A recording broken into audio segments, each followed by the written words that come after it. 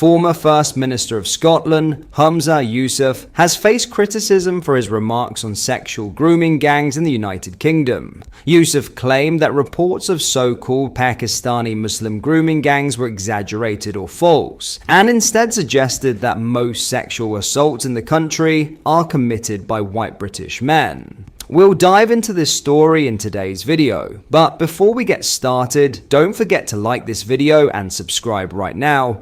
Only 12% of viewers are subscribed, so join the community and help us grow.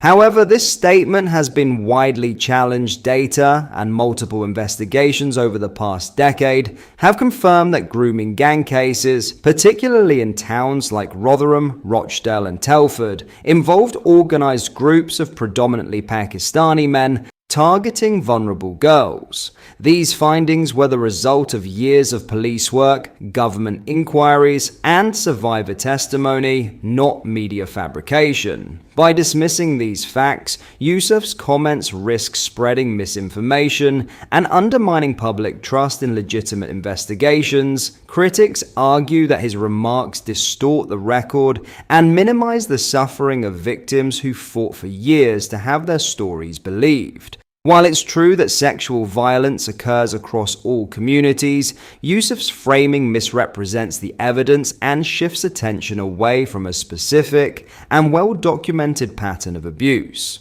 His comments appear less about accuracy and more about political positioning, an attempt to deflect difficult truths rather than confront them. In the end, this isn't a matter of debate over opinion, but over fact. The existence of grooming gangs is not fake news. It is a documented reality. Suggesting otherwise spreads confusion, fuels mistrust, and disrespects the survivors whose experiences expose one of the most disturbing criminal scandals in recent British history. Have a listen this. First of all, the disinformation that is being spread about Muslims and Pakistanis, I'm afraid, is only going to get worse. Unless we are, in fact, to counter it, we have to be proactive, but it's going to get worse. And you can already hear the commentary among some when it comes to the, for example, inquiry on grooming gangs.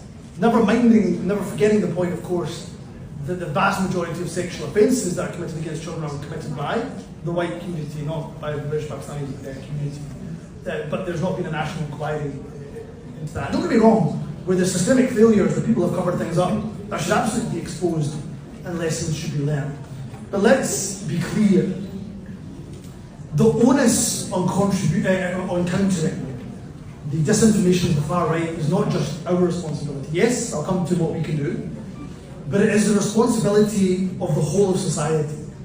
Because we are today's target, tomorrow it will be somebody else. For the victims, hearing a man who once held one of the highest offices in Scotland suggest that their abuse was exaggerated or fabricated is deeply painful. Many of these survivors spent years being ignored or dismissed by authorities, and when the truth finally came out, they hoped their suffering would at least be acknowledged. To now hear someone in a position of power imply that their experiences aren't real feels like being silenced all over again. It sends the message that politics still outweighs truth and that the trauma can be rewritten for convenience. For these victims, this isn't about statistics or headlines. It's about dignity, validation, and the need for those in leadership to stand with them, not deny them. When leaders distort reality, it doesn't just rewrite history. It reopens wounds that never fully healed. In other news, Shamima Begum should be returned to the UK alongside other British-linked individuals currently held in Syrian detention facilities. A major counter-terrorism review has concluded. The Independent Commission on UK Counter-Terrorism declared that the government's existing approach of allowing individuals to remain in these camps was unsustainable following a 3-year investigation. The Commission cautioned that the detention centres in northeastern Syria threatened to become Britain's Guantanamo, drawing parallels to the US facility in Cuba, where Al-Qaeda suspects were imprisoned indefinitely.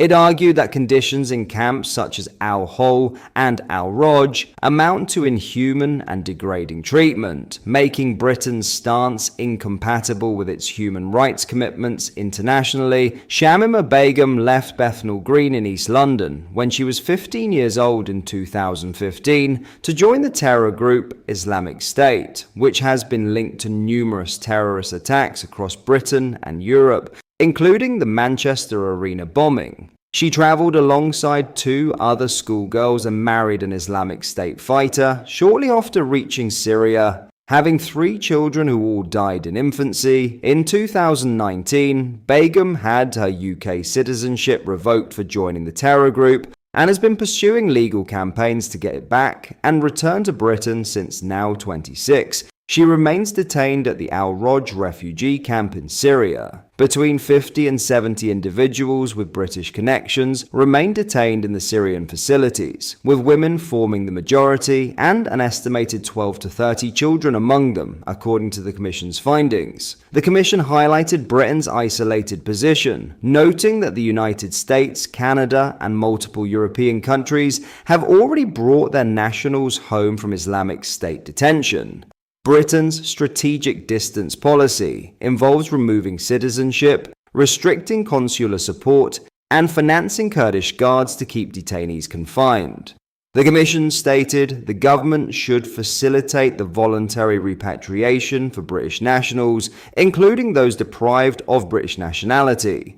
It recommended establishing a special envoy to manage repatriations and ensure those returning understand they may face prosecution.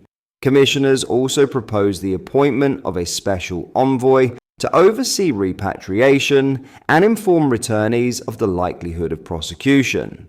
The report stated, as escapes from camps are likely to lead to some returns to the UK, an organised programme of return, rehabilitation and integration is the best long-term option for managing risk. Commissioners identified various measures to handle returnees whilst protecting public safety, such as travel restrictions, investigations, and enrolment in de-radicalisation initiatives. The review additionally concluded that Britain's Prevent Counter-Terrorism programme is no longer keeping the country safe and requires a radical overhaul. Reacting to the news, the Shadow Home Secretary Chris Philp called the advice of the commissioners outrageous. Extremists who have been deprived of British citizenship should not be allowed back into the UK.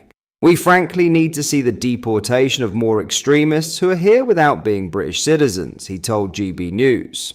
Reform UK leader Nigel Farage has previously said he was thoughtful about allowing Begum to return to the UK. I've never wanted to. I've instinctively never wanted to. But I'm now thoughtful. I'm thoughtful. I don't classify her as an all-out ISIS killer. It's very difficult for us to think we should take back people, Shamima Begum and others, and instinctively, it's not something I want to do. He said in January. The Clacton MP made the comments after President Donald Trump's terrorism czar Sebastian Gorka opined that ISIS members in Syria should be brought home. Gorka argues that if we and other European countries don't take back these people and put them in prison here, they will get out of prison under the new Syrian regime, leading to a problem that in the end we may all have to fight, Mr. Farage told ITV. What are your thoughts on what we discussed in today's video? Let me know down in the comment section below.